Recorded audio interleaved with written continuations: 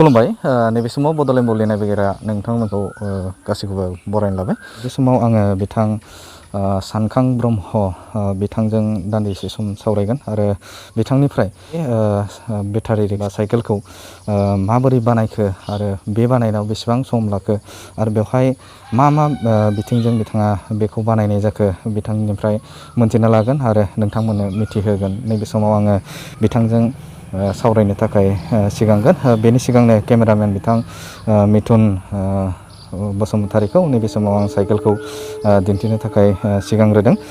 बेनि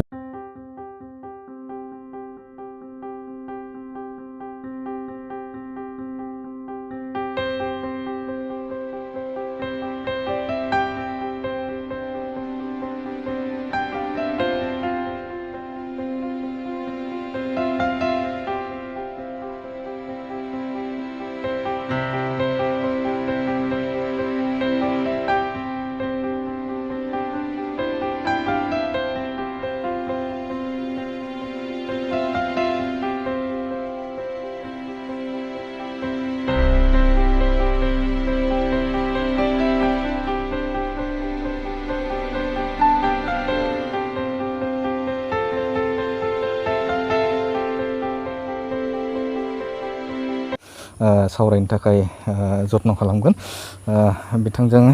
बिथांनिफ्राय मोनथिना लागोन जे बिथाङा बेखौ माब्ला बानायनाय आरो बे बानायनायाव बेसेबांसो खस्थ' थांनाय, थामहिनबा बिथाङा सानबैसे लानाय। आरो नैबे समाव बड'लेण्ड बुब्लिनि जाना नोंथांखौ गिबियावनो बरायग्रोबाय। नैबे समाव सिनायथिखौ नैबे समाव नायगिरि बिथांमोननो होग्रोनो थाखाय खावलायबाय। गोजोन्थों। आंनि मुङा सानखां ब्रह्म, गामिया हरिगाव, डिस्ट्रिक्टआ क'क्राझार। थ' नोंथाङा बेहाय साइकेल जिहेतु बेटारिनि साइकेल नोंथाङा बानायदों, बे बानायनायाव बेसेबांसो सम लाखो आरो नोंथाङा माब्लानिफ्राय बेखौ बानायनो थाखाय सानजेनामोन? बेखौ आङो एसे गोबावसैमोन बेखौ साननाया। माने आङो सिगाङाव खोनादोंमोन जे आजिखालि माथो बेटारिजों सोलिनाय गारिबो ओंखारबायनो, बिदि होनै नुबाय आङो गेजेराव माने इ रिक्सा ओंखारबाय, बेटारिजों सालायग्रा इ रिक्सा ओंखारबाय। जेब्ला बे इ रिक्साखौ नुयो अब्लानो आंहा गोसोआ एसे रासिन जाबाय आरो आंबो मोनसे साइकेल बानायनि होननानै। दा बेबायदिनो आं बेखौ बानायनानै दिहुननाय जादों आरो बानायनायाव बे बारा सम नाङा। जुदि गासिबो मेचिन जन्थ्रपातिया थायोब्ला आं बेखौ 1-1.5 मासनि गेजेरावनो बानायनानै दिहुननो हायो आरो। नांगौ बा गोनांथि जानाय मुवाफोर बै बेटारि रिक्सायाव जिखिनि नांगौ बा साइकेलाव जिखिनि नांगौ बेखिनिखौ नोंथाङा बबेनिफ्राय पारचेस खालामनाय, माबेनिफ्राय लाबोनानै नोंथाङा बेखौ बानाया? बे पार्ट्सफ्रा जाहैबाय जिनिसा माने बे हेन्डेल जि खारग्रा एक्सेलेटार, बियो बै इ रिक्सानिखौनो आं लगायना होदों आरो बेखौ। ओमफ्राय जेनाखि इन्डिकेटर लाइट दं बेफोरखौ ओरैनो साधारन गासै जेरावबो मोनो, आं बेफोरखौनो खायदा खालामनानै लगायनानै होदों आरो। नोंथाङा बेनि अनगायै कर्सफोर लादों नामा? बेखौ गैया, आं बेनि सोमोन्दै माने आङो बिदि जेबो कर्स लायाखैमोन। खिन्थु आंहा बै नुनायनिफ्रायनो आं बेखौ गोसोखांनानै बानायदों आरोखि। बोले निस्सय बे साइकेलाबो जाथारगोन बेबायदिनो, होमबालाय आंबो साइकेलखौनो बानायनि र' होननानै आं बेबायदि गोसोखांनाय बेखौ बानायनाय जादों आरो। दा बे बानायनायाव बेसेबांसो खरसा थाङो बेहाय?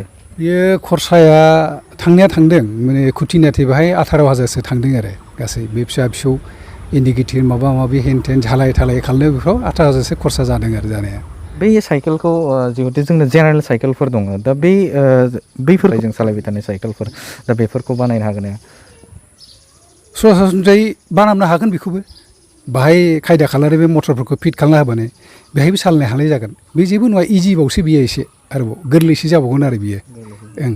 बेसेबांसो माइलेज बेहाय? माइलेजआ बियो दा जुदि बेटारिखौ नों जुदि 20 mAhनि लायोब्ला 25सो खारगोन आरोखि, 20-25सो खारगोन आरो बियो। बेवहाय जे कस्ट बा बांसिन बेसेन थांनाय माबाया पार्ट्सआ? बाहाय पार्ट्सआ थाङो माने बे बेटारि ओमफ्राय बे मटरानो बाहाय कस्ट आरो बांसिन दामा। बेटारि मोजांफ्रानो एसे बुरजा लायो आरो बेटारि मोजांफोरखौ होयोबा। आं बाहाय बेटारि मोजां होनो हायाखै, ओरैनो एसेल' आरो बे 15 mAhनिल', बे बारा गोजान खारनाय नङा आरो। बेटारियाव बेसेबांसो खरसा थांगोन? बे बेटारि जुदि मोजांखौ लायोब्ला बुरजा mAhनिखौ लायो अन्तत' बियो 7,000सो गोलैयो बेटारियावनो। बेटारियावनो आरो। ओमफ्राय मटरा बेयो आं बेखौ 4,000 लादों, खिन्थु दा एसे बारायबावबाय मोनसे मटरा बेसेना। ओमफ्राय जिखिनि बेवहाय बानायदों बेफोर आगजु जुदि रेडिमेड जुदि थाखायोब्ला लोगोआवनो अब्ला बेखौ बानायनो गोबाव नांनाय नङा खिन्थु बियो मास मोनसे 1.5 मासनि गेजेरावनो बानायना दिहुननो हायो आरो बेसेबांसो अजन लांलाय लाबोलाय खालामनो बियो हायो? अजना दा बियो 150 केजिनि बियो 150 केजि अजनखौ लानानै थांनो हायो आरो बियो 150 केजि केपासिटिया ओमफ्राय बेहाय साबैसेसो गाखोनायनि केपासिटिया बे सानै गाखोनो हागोन बाहाय जुदि सानै गाखोनायनि सिस्टेमखौ जुदि बानायोब्ला बे सानै मानसिखौ आरामसे लांनो हागोन आरो बियो बेसेबां किल'मिटार थांगोन बे 20 किल'मिटार थांगोन 20 किल'मिटार बे गोजान खारनायनि खोथाया खिन्थु बेटारिनि सायाव बेयो नों जुदि बेटारि मोजांबो बुरजा एमएचनि लायोब्ला बे गोजान खारगोन आरो बियो हयथ' 30-40-50बो खारनो हागौ आरो बियो बियो बेटारिनि सायाव बायसान्स बेनि गेजेराव सालायबाय थाबाय बबेबा मोनसे जायगायाव बेटारिया जोबना होबाय अब्ला मा राहा थागोन बेखौ दा बेनि थाखायनो आं मोनसे राहा बेखौ दा सिन्था खालामदों आरो माने आबादाथ' बे जायाखै माने जेराव जोहैबाय नों बबावबा मोनसे नागिरनानै सार्च खालामनांगोन आरोखि बेनि अनगायै जेबो फैनायनि राहा गैया खिन्थु नाथाय आं मोनसे बेखौनो आरो सिन्था खालामगासिनो दङ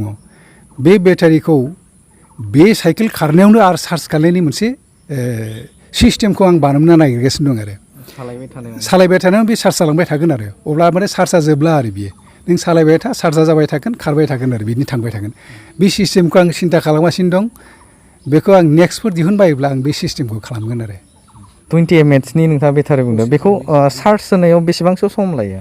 बे 2.5-3 घन्टासो लायो आरो बियो 3 घन्टासो सम लायो चार्ज होनायाव बे 2.5-3 घन्टा चार्ज होनायनि उनाव 20 किल'मिटार 20 किल'मिटार बेटारिया मोजांबा आरो थांबावगोन बियो बेटारिजोंसो खोथा आरो बियो बेटारिया दिनैसिम नोंथाङा बेखौ जिहेथु बानायबाय बेनि अनगायैबो आरोबाव उननि समफोराव बानायबावनो थाखाय बिथांखि लादोंमोन नामा?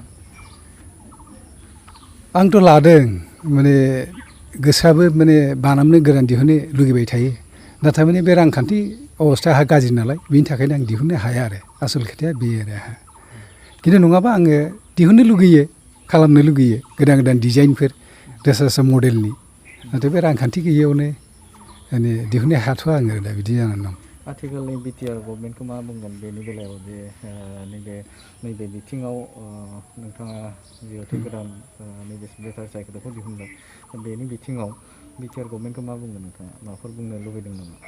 बिटिआर सरकारनि सोमोन्दै आंथ' आं मोनो बिथांमोना जुदि आंनि जि दिहुनथाइखौ बेखौ नुनानै जुदि मोजां मोनदोंब्ला हयथ' एसे अनसुंथाइफोर होनो लुगैदोंब्ला होयोब्ला आं मोजां जागौ आंनि थाखायबो आं आरो निस्सय हयथ' एसे उन्नति मोजां आं दिहुननो लुगैदों आरो दिहुननो हागोन बेखिनिनोखि आरो जाय बिथांमोना माने बे साइकेलखौ बेटारि साइकेलखौ लुबैदों बा मोननो लुबैयो आरो बेखौ दा बिथांमोननि थाखाय नोंथाङा बानायनो थाखाय सिन्था खालामदों नामा माने गोसो आरो बेखौ लानो खालामगोन आं बेखौ खालामगोन आं माने दा एसे मोजाङै रांखान्थियाव एसे प्रिपेयार्ड गैया आंहा माने एसे आं बोरैबाफोर माबा एसे रांखान्थि बेबस्थाफोर जायोब्ला आं खालामना हरगोन खिन्थु मानसिफोरनि बेबायदिनो सोरबा बियोब्ला सोरनोबा नांगौबा आं बानायना हरगोन आरो बिनि सिगांनो बे माखासे जन्थ्रपातिखौ आङो थिग खालामना लाग्रोनांगोन आरो बेसेबांसो मासुलाव बेखौ नोंथाङा जुदि जाय बिथांमोना लानो गोसो बिथांमोननि थाखाय नोंथाङा पारचेस खालामनो बायदि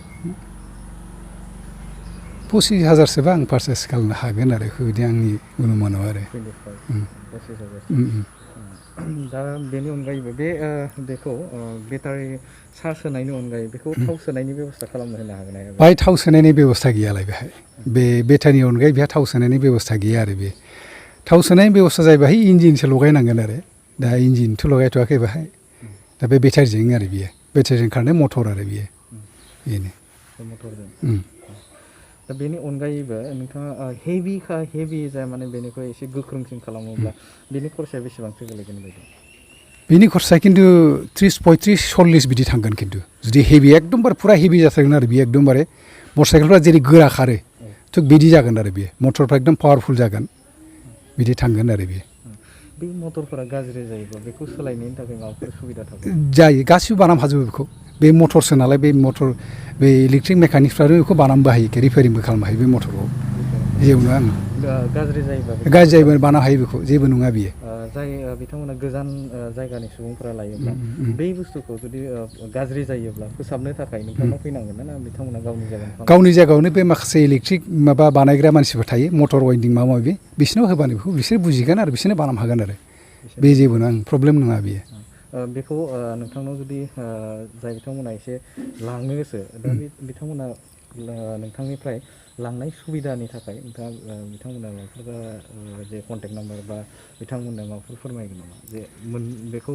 पारचेस खालामनो थाखाय बा फाननो थाखाय? आपातत' आङो बेखौ जेबो होनाय जाथ'वाखै आंनि कन्टेक्ट नाम्बार मा ओमफ्राय पारचेसनि थाखाय आं दा जेबो खुनु बेब'स्था गैथ'आ आरो आंनाव दा सानथ'वाखै जिहेतु आंहा एसे रांखान्थिनि माने अलखदाव आंहा दं गोलैनानै आं बेफोरखौ होथ'नो हायाखै जेब्ला आङो एसे आंनि आखायाव रांखान्थिनि एसे अबस्था फैगोन अब्लानो आं बे बुस्थुखौ गासैबो खालामगोन आरो पारचेस खालामनायनि बेब'स्था सोरबा बिहरोबा बोरै मोननो बिनि बेब'स्था आं लागोन आरो बेनो आरो नैबे समाव गोजोननायखौ जासिबाय बिथाङा फोरमायदों जाखिनि उननि समफोराव जुदि बिथाङा रांखान्थियारि बिथिङाव जुदि स्ट्रं जायोब्ला बिथाङा गोबां बिदिनो नैबे बेटार साइकेलखौ दिहुननो थाखाय बिथाङा आखायाव लादों आरो बेनि अनगायैबो बिथाङा बिटिआर गभर्नमेन्टनिसिम बिथाङा खावलायदों जे बे बिथिङाव बिथांनि जे नैबे बेटार साइकेल बेखौ नुनानै जुदि मोजां मोननानै बिथांमोना जुदि बिथांमोना अनसुंथाइ होयोब्ला थारैनो बेयो जोंनि थाखाय जोबोद गोग्गाथाव मानोना बिथांमोन बायदि नैबेहाय